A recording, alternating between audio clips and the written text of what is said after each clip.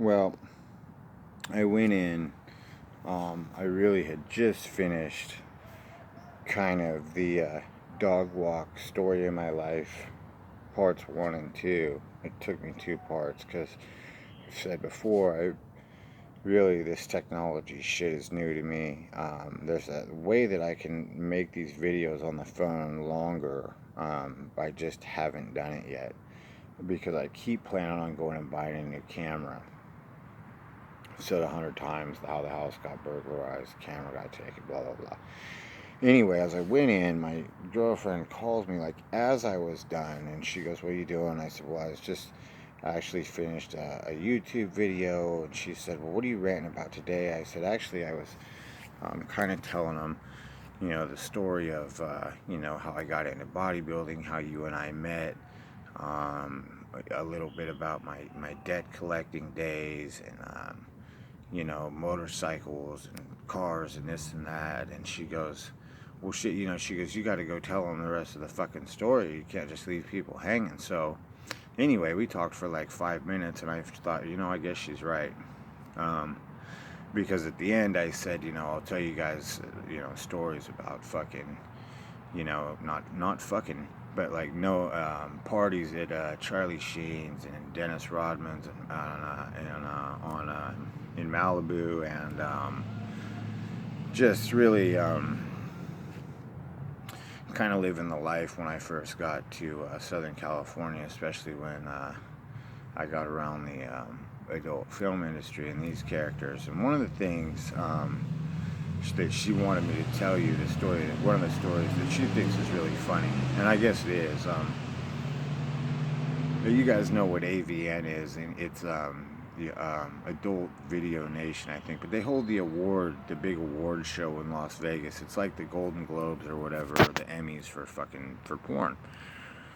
Well, anyway, one year, and this is really kind of how I truly got my start, is doing personal security and debt collecting and stuff. One year, I don't know if you guys are familiar with this particular male star. I shouldn't even call him a star. He's really like a fucking wannabe, and I didn't know that until I started working at I started working at this club called Empire in Hollywood, and on the regular, like Snoop Dogg and fucking people like that, Snoop and Too Short and cats like that had come in kind of on a regular basis, and it was kind of known for being a violent place. All of the security, we all carried fucking, a lot of guns around, and it was just kind of the way it was there. Well, anyway, that's where I met the first girl in the adult film world that I actually dated for a few years, actually, and we were still friends too. I think really the only reason we broke up, and like I don't know, my girl might even be mad about me saying this, but maybe really one of the reasons we broke up is because she moved to Florida, and it's like one of the states I don't have a house in. So hey, here I am still, and I started seeing somebody else. Anyway, we went to AVN one year, and they don't have a red carpet; they have a pink carpet, obviously, Anyway, this dude, Brian Pumper, I don't know if you guys know who he is, if you guys, watch porn or whatever, or how you would know who he is if you don't. I think he kind of, like, tries to make some rap songs, too, but really is kind of a failure at that. He claims to, have, like, a porn production company. I don't think he does, and realistically, I'd never even really see him around much anymore. Anyway, on the pink carpet one year, I think it was 2013, AVN Awards, I was just my girl's date, nobody knew who I was. It just was a bodybuilder at the time. I wasn't in adult films. I wasn't involved in the making of, producing of anything. I was just my girl's boyfriend. And I was already involved with motorcycles and kind of the motorcycle club life and this type of thing. So and really this would have been a really minor thing had he just apologized, but he walked by me and he stepped on my shoe. Now, coming from my background and jails, prisons, and motorcycle world, kind of the outlaw motorcycle world, really, like, if you disrespect somebody like that, if you turn around and say, hey man, I'm sorry, whatever, it's not a big deal. But if you don't, it's kind of a sign of disrespect, and like you're kind of trying to assert dominance. Well, he kind of thinks he's a bodybuilder too, whatever. But the funny thing is, he's like 5'3". He's like a really short little dude, and you wouldn't know it if you saw him in a movie or whatever. But he's a really short little dude. He used to make YouTube videos of himself, like wandering around fucking Hollywood in like wife beaters that were way, like, they fit him like how they should fit, but they were really long because he's so short. They really are kind of amusing because of it. But anyway, if you want to see who he is, look him up. You can find him YouTube or Google, whatever. His name is Brian Pumper. So the first time I met him was at Club Empire. I'm working as the head of security there. In the VIP section, I think it was like Snoop or somebody, some big name rapper was there, and he was like down on the and he kept just looking up there, like almost drooling, like he wanted to fucking be up there hanging out. So I fucking I said did you want to go up, whatever, because like our deal was, as security was like, we'd let you smoke weed in there, we'd let you do basically whatever the fuck you wanted if you gave us $20 or whatever. And he goes, no, I'm just looking, I'm just watching anyway.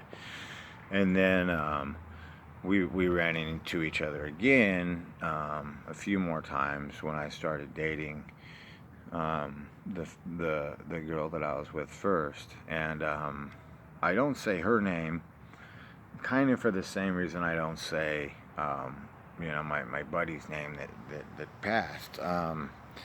I haven't really asked her if it's okay. I don't want to, have her be associated with things that maybe she might not want to be associated with or whatever, because like I said, we're still friends.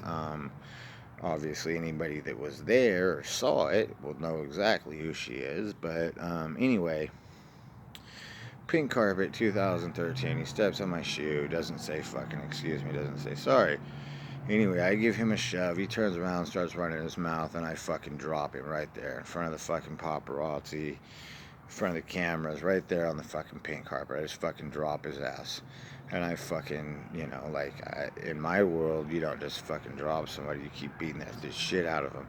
So, I'm fucking putting the boots to this fucking dude.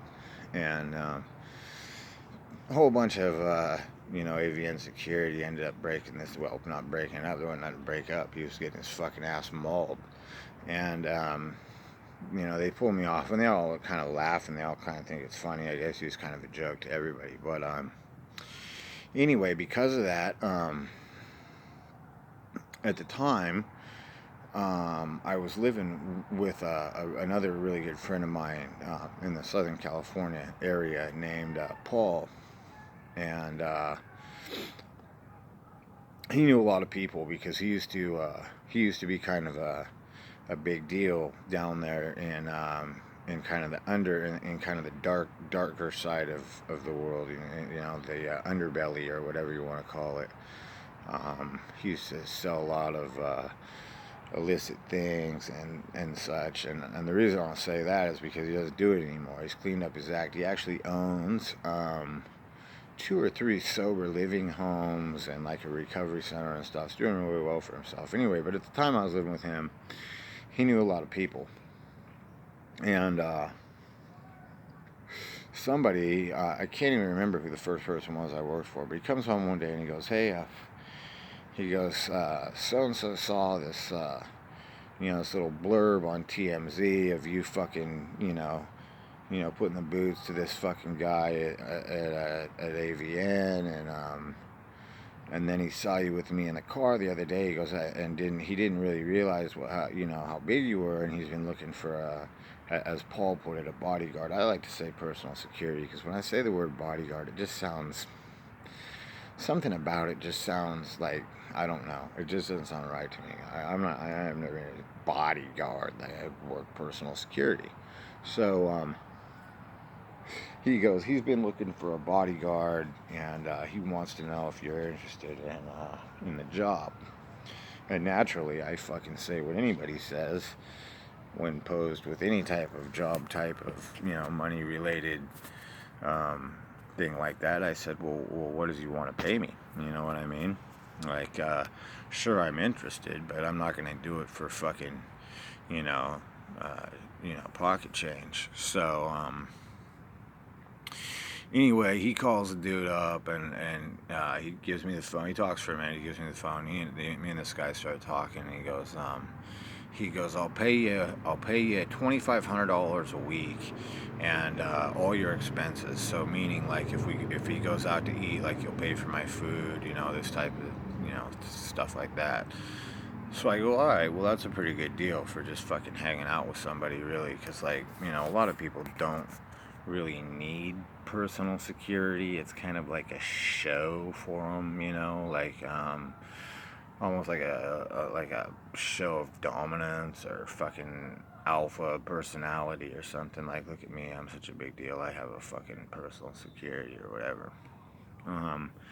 So anyway, he was like the first person I started working for, and I think I worked for him for about a year, and I was still working at Empire at the time as the head of security. Anyway, Empire eventually branched into another club called Moomba on Hollywood Boulevard, and my job got a little more in depth. I started doing a little more, I was getting paid a lot more there, and I just said, I can't do this anymore. I can't fucking run around with you all day, be there all night, and get my time in the gym, my time for fucking 8 or 9 meals, and get the right amount of sleep I need, and have time with my girl and all this other shit. So I stopped working for him, and I started actually doing the same thing for the dude that owned these two clubs. He had kind of a bad reputation around Hollywood. He had owned a bunch of strip clubs in Portland, Oregon, and he just had kind of a bad reputation around Hollywood as being kind of a dick, and he was kind of a dick. But he ended up paying me twice as much as the first guy, so he was paying me $5,000 a week, and paying my expenses, along the way as well, meaning food and whatever other expense was incurred, throughout the day or week or whatever of, being his personal security. So in doing that, it is kind of where I ran into, a lot of, I guess what you would call famous people. I just think, to me, they're just kind of regular people. But, I met Charlie Sheen. I met, Dennis Rodman. And Dennis Rodman used to rent, he used to rent a place on Malibu during the summers, and he'd have these huge wild parties we'd all go to and do this type of thing. And Charlie Sheen kind of did the same type of thing. Now, this is during the time when Charlie Sheen was dating Brie Olson and fuck, I forget the other girl's name. He was calling them the goddesses, though. He was dating these two chicks. The funny thing was, one of them was a kindergarten teacher, the other one was a porn star. So anyway, like, he's dating them, and because my girl was in the same industry, she knew Brie, so we went to a lot of the same parties. And just kind of partied with these people and do this kind of stuff a lot. And my career as being private security and debt collecting just kind of, grew astronomically. I'm gonna have to do part two here. I'll be right back.